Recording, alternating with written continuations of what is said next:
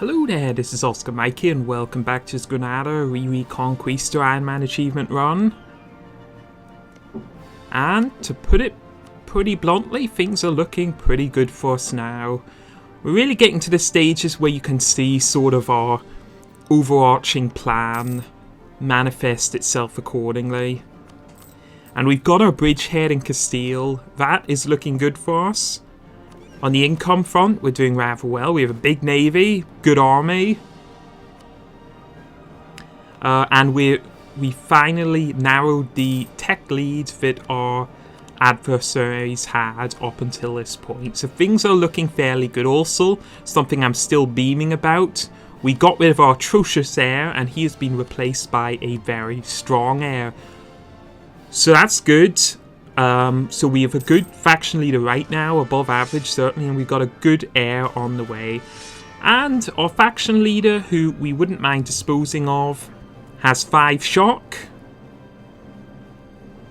And to top it all off, we just got 1 free stability. So things are looking up. It's been a rough ride up until this point. We've had dominance of clergy, we've had multiple regency councils, we've had war after war, much of which we haven't declared, but things are finally looking up for us now. So, right now, I'm basically just, looking at my technology. I'm going to invest a little into diplomatic technology, and we're basically buying time for the inevitable resumption of hostilities with Castile, which is going to come up very shortly. We have designs in all their territory. There's a conversion successful. 4 more provinces to go. We're making so much money now, we can actually countenance constructing buildings, which we just started in the last episode, I believe. So things are looking rather good for us. We've got a very strong bridgehead in Castile. That's not going to be threatened. Only major threats going forward are probably represented by France and, ironically, Ottomans. We may have some difficulties with the Ottomans later on, especially if we have to declare war on Tunis to get the island of Majorca, which we are going to need in order to get the achievement. But for now, our relationship with the Ottomans is only strong. They're guarding our east flank. So all we have to worry about is Iberia. And we've got unquestioned naval superiority. Although with investing in subsequent diplomatic technology levels, looks like we're going to have to start considering upgrading our ships going forward. That's going to take a lot of money, but that's no problem because we're raking in tons of money. 20 ducats per month in trade alone. And that is all as a result of capturing that all-important Sevilla trade node.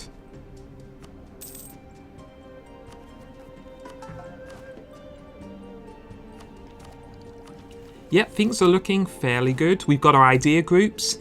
We've got 2 maxed out idea groups. Very happy with that. Humanist is great for aggressive expanders. Also saves you a bucket load of monarch power over the course of the game. Maritime is going to ensure that our naval superiority remains unquestioned. You can see kind of why I didn't opt to go for exploration. Exploration up to this point wouldn't help us. It would probably be a liability because it's gonna force us to overextend. We're gonna risk having colonies in the New World which we can't really protect because we can't afford heavy ships. So maritime is a much better choice in my opinion. I've actually, I always am curious. I'm going to upgrade my ships here. We still have 3 heavy ships left over from, if you remember, we actually captured those from the Portuguese several wars ago. It always interests me when doing strategy, and I know this is now far too long to consider a strategy guide, but the first few episodes I consider core. That's exactly how you should start, and I've looked over other people's strategies since releasing that, and I'm still confident this is the way to go. With that said, a lot of other people adopt a less. They wouldn't go after Morocco. They keep them as allies, and what they end up doing is using exploration and maybe expansion ideas very heavily. I don't like that approach at all. Colonies are expensive. They're hard to protect. Very hard to protect when you consider you've got Portugal and Castile who are going to be aggressively colonizing. And when you consider Castile gets a free colonist and a bunch of benefits to their settler rate, why try to challenge Castile and Portugal in an area in which they have a manifest superiority? My opinion, that just doesn't make sense. I think that if you're playing to win, as we are in this guide, no point you trying to contest nations at their strongest point. You want to go after their weakest point. And ironically, the weaknesses Castile and Portugal have, which we've exploited, is they're actually extremely vulnerable to blockades. And that's exactly what we've done. First few wars, we imposed 100% blockade, took out their islands, split them from their colonies in Africa and North America, and that's got us to the position where we are now, where we are starting to really gain a strong foothold in Castile.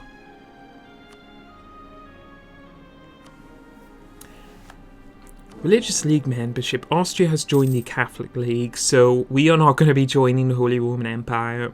League Wars, I should say. League Wars are obviously very beneficial.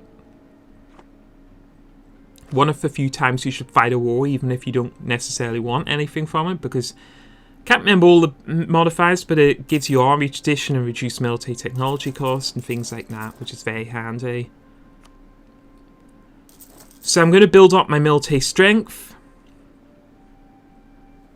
And once I've done that, Castile and Portugal in particular are going to be in the chopping block here. So there are targets. Keeping an eye on Aragon as well, because they are currently engaged in a war with Sardinia, which is interesting. 100 power projection, absolutely terrific. That's going to last us for years and years. Just dropped a little bit there, but we can consider we're not even privateering at this stage. That is looking rather good. Recruit some more cavalry. I'm basically building up my army, getting myself into a position where I can simply roll across the Spanish countryside. And we have a 5-shot general now. He is a faction leader, but since our air is so good, I wouldn't at all mind him dying in a war, because we have a good replacement already lined up.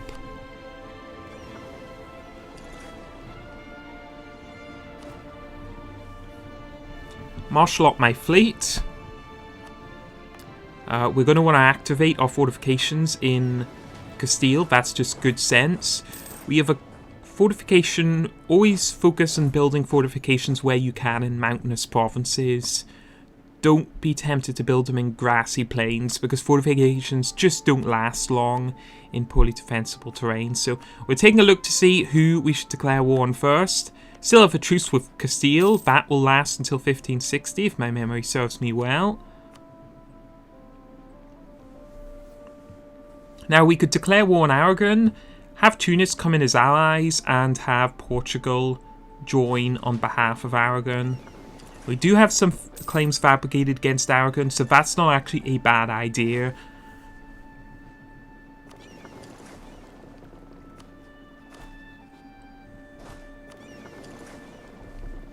And Aragon still hasn't rebuilt a fleet. They have a few ships, but not many. Not enough to challenge us, especially rocking our maritime ideas here, so...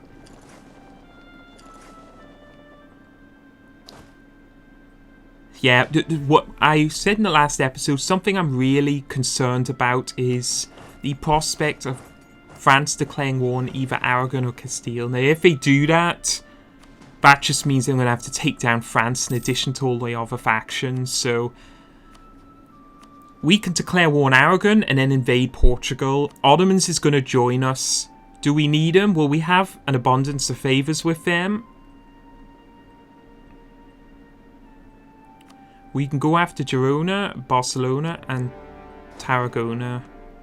Let's do it. We move into Portugal first instead of junior partner. We want to peace out with them first. Ignore the war goal for now. We set up our fleet in a good position. Aragon has actually done a remarkable job in rebuilding their fleet, but it's not long for this world as we're about to sink it. Alright, we'll move into Portugal. There's our fleet. That's about 12 ships destroyed. They have a few more ships. We'll chase them down, see if we can eliminate them. I always place a premium on eliminating the enemy fleet in the opening phase of a war, because it is still a very much naval strategy we're employing here. Don't underestimate the benefit of having naval superiority.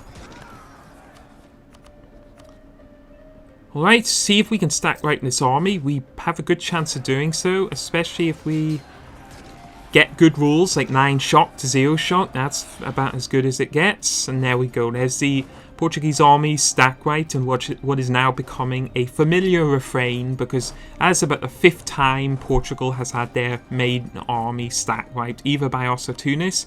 So it's a simple case now of occupying all of Portugal's provinces. Then we'll sue for a separate peace with them and continue to prosecute the war against Aragon. And here's the remains of the Aragonese fleet, trying to embark troops from Naples. We'll be able to capture that relatively easily. And we do. We capture it. And that's one Aragonese fleet. One less fleet, I should say, we are going to have to deal with. Yeah, Aragon, you have to be careful. Aragon gets very good galleys, what with their national ideas. But, you know, it's no match for numerical superiority here.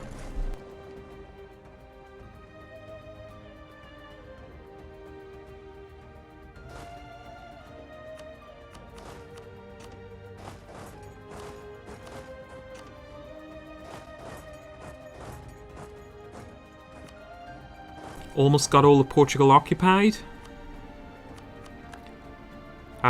Again, not focusing on blockades until we have total naval superiority. Granada occupied Algarve. Now we are declaring war quite soon off the back of our last war, and if you remember, that did actually trigger a son of a gun. Portugal has launched amphibious landing against one of our islands. Yeah, they like targeting that island. I hadn't actually foreseen that.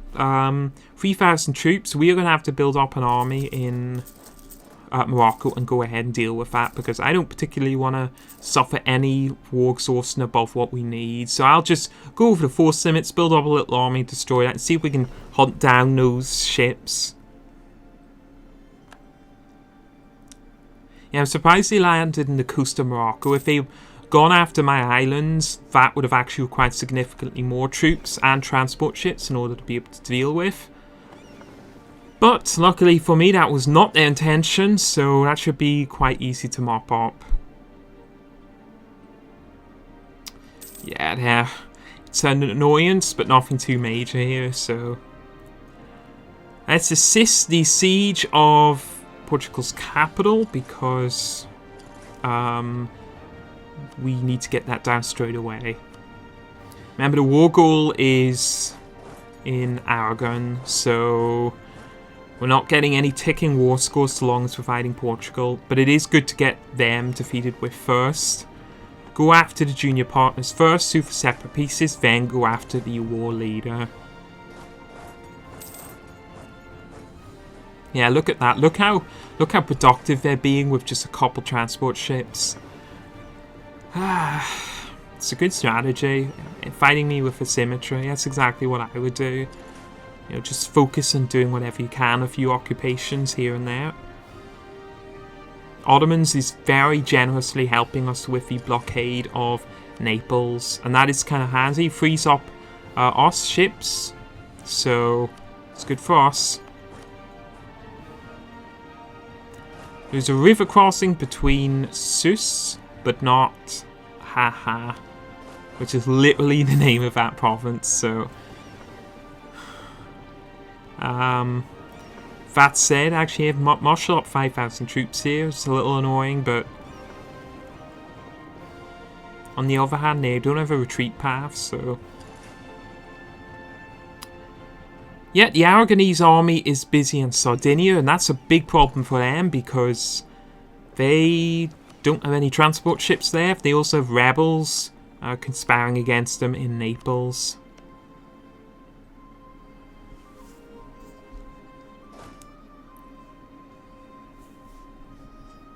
Alright, marshal up my forces and see if we can deal with these pesky Portuguese troops. Castile and Portugal, and even Aragon as well, haven't put up as good a fight as I was expecting, especially after the first couple wars. But France is still going to be a major threat. Boost my administrative tech level. That's going to free us up another idea group. Haven't actually well, actually I have. It's going to be a military idea, and if it's going to be a military idea, it's probably going to be quality, because that boosts both my land army and it also helps out with my ships, if I believe it's right. Quality does. It increases naval morale. So that's that battle won by our fearsome faction leader. Also capture these 3 ships in the Cape of Bajador, or Bajador. France tells of felt hats. That's going to boost the price of fur, if I believe. In addition, is one other, I believe. Felt hats and beaver depopulation or something like that. But point is that fur is a very valuable commodity in the late stages of EU4 and is a great resource. Makes colonizing in Canada and North America actually pretty much worthwhile. 2 more provinces to convert. Reoccupied these provinces.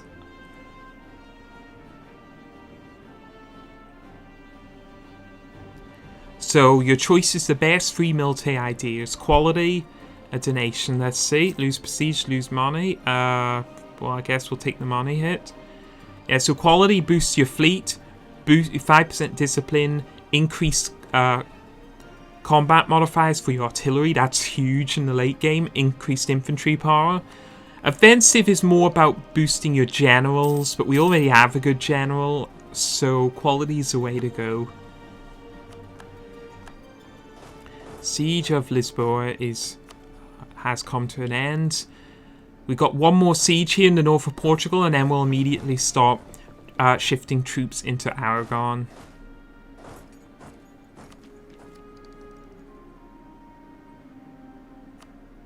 Infantry combat ability. Great little national idea there. Just checking my national focus.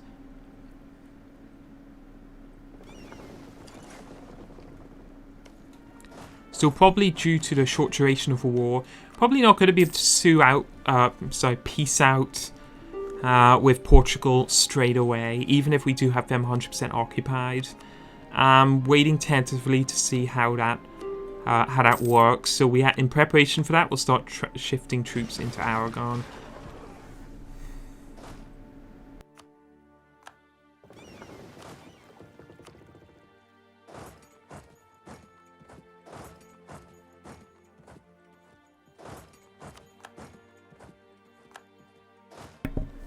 Siege of Porto is over. Looking good.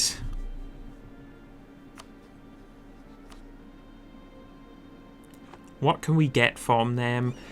Bearing in mind that any concessions, especially territorial, are going to really increase the aggressive expansion. I'm not sure if I should even be worried about that, because coalitions are inevitable based off the rapidity with which we are invading the Iberian Peninsula here. Could we deal with France in a coalition? Probably not now. We don't stand much of a chance, but shortly we will, is what I'm trying to say. So, I don't know, if we can keep our alliance with the Ottomans, and well, we'll have to see. Meantime, I'm just ferrying my troops over. I want to complete 100% occupation of Aragon, so that means also taking down Naples and Sicily as well.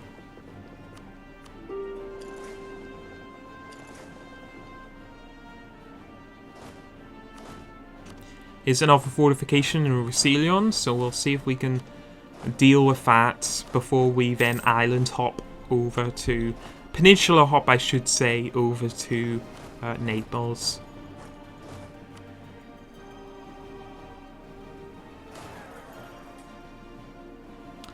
Ottomans! Okay, that is pretty impressive. Wasn't expecting that. Never mind then. Plan cancelled. Don't need to Peninsula Hop at all because the Ottomans are actually really helping me out. I mean, they do owe me that for me helping them with the Mamluks on 2 occasions, but 33 aggressive expansion for 62 war score. Ouch. We do have fabricated claims. That's going to give us a 10% discount on coring those provinces.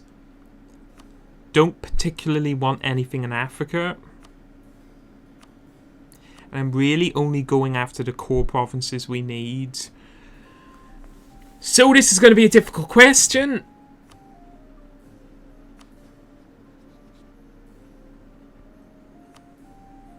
Difficult question indeed.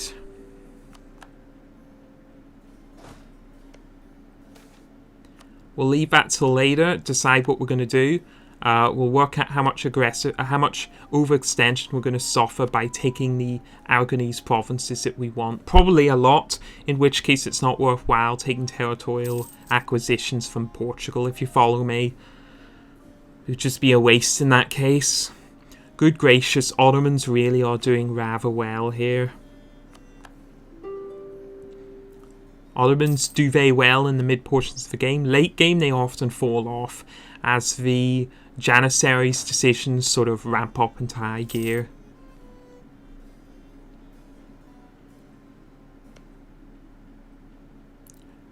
Two fortifications to go, and then we should have 100% war score if the contribution that the Ottomans is making is completed.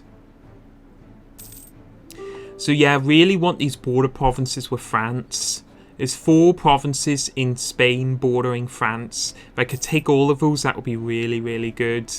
That way we totally excise the possibility of France conquering any Spanish territory. One more conversion successful, 1 more to go.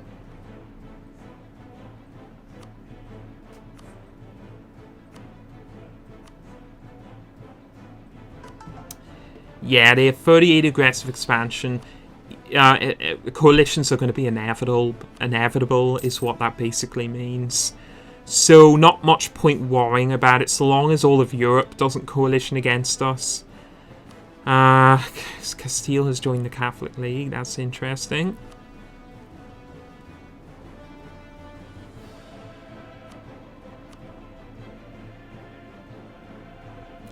I would like Gold Coast because of its trade power. That way I'd avoid a lot of aggressive expansion. With that said, we don't have a fortification occupied there, so they're not going to part with it willingly. And I really can't be bothered travelling, you know, a quarter of the way around the world in order to capture it. So we'll have to see. Could humiliate Portugal, but then we're already at 90 power projections. So this is a really tough question. What we should sue for. You see, we could take territory of Portugal, immediately go about coring it, and wait, draw out the war with Aragon, and that way we'd be able to, you know, core, put up high overextension, reset it, and then max out my aggressive expansion. But again, that would delay the war a lot. And, well, that's not necessarily a good idea, so we'll have to see. Siege of Roussillon complete. That's another naval victory. Aragon's army is still marooned in Sardinia.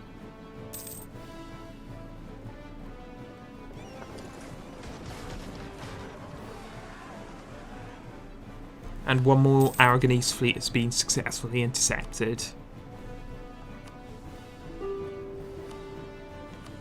Decisions.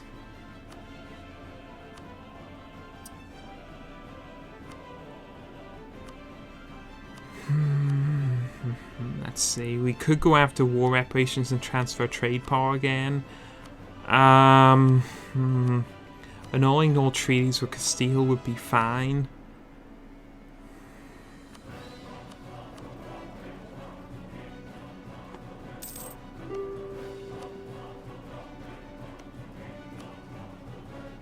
These are the types of decisions I fear for. I mean, pretty indecisive about this. Wow, Castile is at war with all of Europe. Okay, that's a league war. Yep, it is indeed. World War One has just broken out in Europe. Back to this decision. I think everyone would more or less have a different attitude how to do this. There's no real right answer, it depends.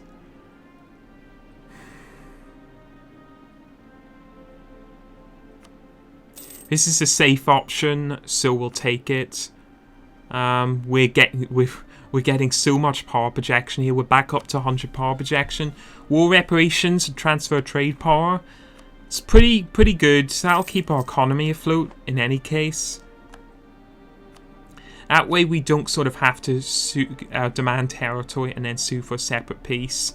And critically, that's going to allow us actually to take... See, the thing is, this only costs us 56% overextension, so we could have, in theory, taken 2 Portuguese provinces and we would have been alright. But the aggressive expansion would be... We'd be getting about 70 or 80 aggressive expansion on top of the 40 we already have with France. So this seems like a much more... it's a safer option, basically. Playing it safe is never a bad idea. This is looking good, though. And we're going to help half seal off the French border with Iberia. And one more war with Castile. We take those 2 provinces, Navarra and Perino, I believe it is. That will seal off the border entirely. It'll also give us access to good mountainous terrain across the French border, which we can fortify. Yep, so there's the peace with Aragon. We've taken the provinces we want. That is looking pretty good for us, to be honest. Cancel that mission. Those are terrible policies. And cancel that mission and basically wait till the war exhaustion peters off before we core. I'm going to transfer my troops to a safer area.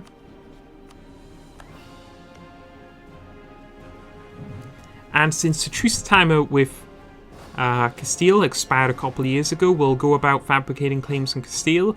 And we're basically just going for the sort of 1-2 punch here. Hit Aragon and Portugal.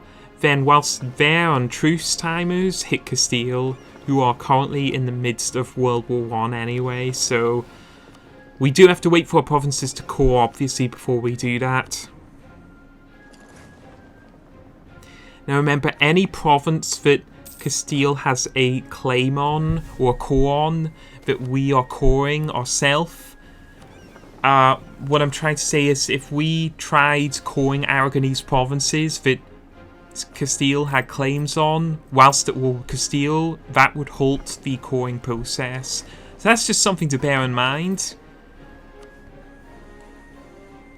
Would mean that we couldn't really take any territorial acquisitions from Castile at the end of the war. It's either... I'm not sure if that's true for fabricated claims, but it's definitely true for provinces that Castile has cores on that it doesn't currently control. So, for instance, if Castile had a core on Valencia, which we are coring at the moment, if we declare war on Castile, the coring construction would stop. That's basically what I'm trying to say. So we'll transfer our troops to the south of Spain, where they're a lot safer. If I got attacked by France right now, they'd have nowhere to go. So I need to evacuate them straight away, in anticipation that France might actually declare war on us. Although they are currently at war with Poland, so that at least lowers the risk of that happening. Still, never a good idea parking your army in the frontiers. Always keep them well deep in the interior of your country. That means if you do face a declaration of war, you have plenty of time to maneuver your army, and you also have plenty of time to increase your army maintenance.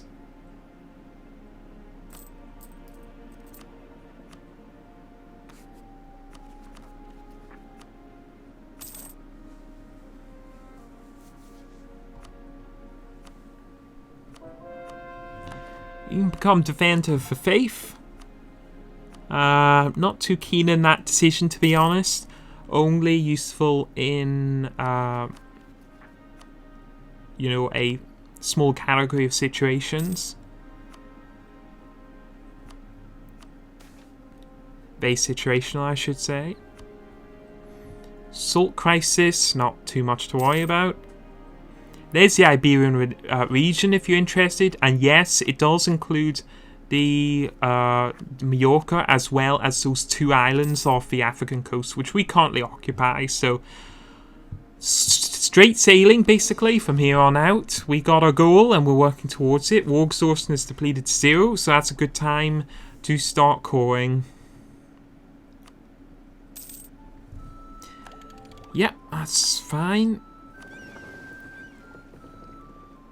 Increase our diplomatic technology. Start upgrading our ships. You can really see how much money we're earning at the moment. New mission, rival of our rivals, probably the best. 25 diplomatic power, always useful. They have 30 relations with us baseline, so 100 extra will easily bring us to that level.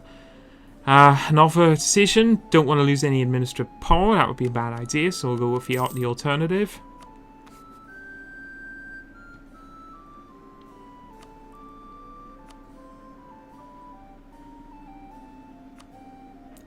Now wait to see, humanist ideas are going to really kick in very soon, because I believe that the culture group is Catalan, yeah that's right, Catalanese, and that should become accepted as soon as we got those provinces called, and that's huge.